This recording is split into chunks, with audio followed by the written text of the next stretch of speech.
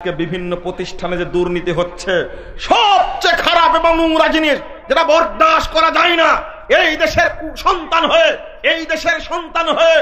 এই দেশের গরিবের অর্থ চুষে নিয়ে এই দেশের অর্থ আত্মসাৎ করে লন্ডনে গিয়ে বাড়ি করছে, আমেরিকায় গিয়ে বাড়ি করছে, কানাডায় গিয়ে বাড়ি করছে, সিঙ্গাপুরে গিয়ে বাড়ি করছে, মালয়েশিয়ায় গিয়ে বাড়ি করছে। এরা হলো চোট্টা এদেশের কুসন্তানেরা।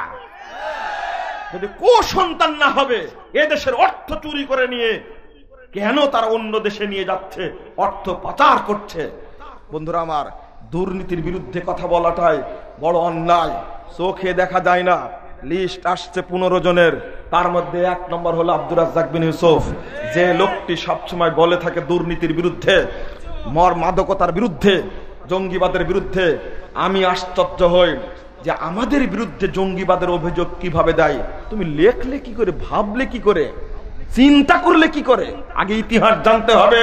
ইতিহাস না জানলে অযথা মানুষের উপর অপবাদ দিলে এটা আল্লাহ রাব্বুল আলামিন বরদাস্ত করবেন না। আমি আজকে মোহাম্মদপুর খুতবায় বললাম যে মানুষ একটা রিপোর্ট করেছে, খিচুড়ি পাকানো রিপোর্ট করেছে। আপনারা, আমি বলতেও চাই না, অনেকে জানেন, যখন জঙ্গিবাদের আস্ফালন চলছিল 2004, 5, 6 সালে, ঠিক এই সময়ে 2005-এ কলম ধরেছিলাম জঙ্গিবাদের বিরুদ্ধে। এবং সেই সময় সরকারের তত্ত্বাবধানে জঙ্গিবাদের বিরুদ্ধে অভিযানে অংশ হিসাবে প্রবন্ধ প্রতিযোগিতার আয়োজন করা হয়েছিল। সেই প্রতিযোগিতায় আমিও অংশগ্রহণ করেছিলাম। জঙ্গিবাদ ইসলামী দৃষ্টিকোণ এই শিরোনামে। তো 1300 জন প্রতিযোগী অংশগ্রহণ করেছিলেন। 1300 জন, বিভিন্ন বিশ্ববিদ্যালয়ের শিক্ষক ছিলেন তাদের মধ্যে। সেই প্রতিযোগিতায় পুরস্কার দেওয়া হয়েছিল উসমানী স্মৃতি মিলনায়তনে ঢাকায় 5 শতাধিক আলেমের উপস্থিতিতে। বাংলাদেশে কোনো আলেম, শীর্ষ কোনো আলেম বাকি ছিল বলে আমার মনে হয় না। সেই দিন নাম ঘোষণা করা হলো, প্রথম পুরস্কার যার নাম ঘোষণা করা হলো সে হলো মুজাফফর বিন মুহসিন।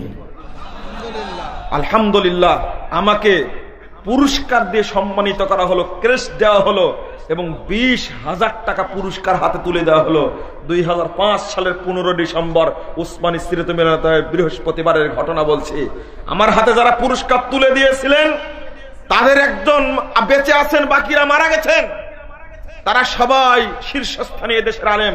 তার মধ্যে একজন জাতীয় মসজিদের সাবেক খতিব ওবায়দুল হক সাহেব, তার মধ্যে আরেকজন মাওলানা মহিউদ্দিন খান, তিনি একজন মাসিক মদিনার সম্পাদক, তিনিও মারা গেছেন। খতিব ওবায়দুল হক সাহেব মারা গেছেন, আল্লাহ তাদের উপর রহম করুন। আর একজন ছিলেন আব্দুর রহমান বসুন্ধরা, তিনিও মারা গেছেন। আর একজন ছিলেন আব্দুল কাহার সিদ্দিকী ফুরফুরার পীর সাহেব, তিনিও মারা গেছেন, আল্লাহ তাদের উপর রহম করুন। আর একজন বেঁচে আছেন, তিনি জেলখানায় আছেন। আরে বেটা, যদি তুমি আমার নামে জঙ্গিবাদের অভিযোগ দাও, যারা আমাকে পুরস্কৃত করলো জঙ্গিবাদের বিরুদ্ধে লেখার কারণে, তুমি তাদেরকে মরণোত্তর মামলা দিয়ে থাকো। সবই তো খতিব ওবায়দুল হককে মামলা দাও, মহিউদ্দিন খানকে মামলা দাও। তুমি ইতিহাস না জেনে কার পিছনে লাগলে? জঙ্গিবাদের বিরুদ্ধে আহলে হাদিসরাই সর্বপ্রথম উন্মুক্ত কণ্ঠে কথা বলেছে, এখনো বলছে। কোন মতবাদকে তারা কখনো সহ্য করে নি। আহলে হাদিসরা কারো পদলেহন করে না, কারো চামচাগিরি করে না। আহলে হাদিসরা নিরপেক্ষভাবে কুরআন এবং সহিহ হাদিসের বয়ান তারা করে।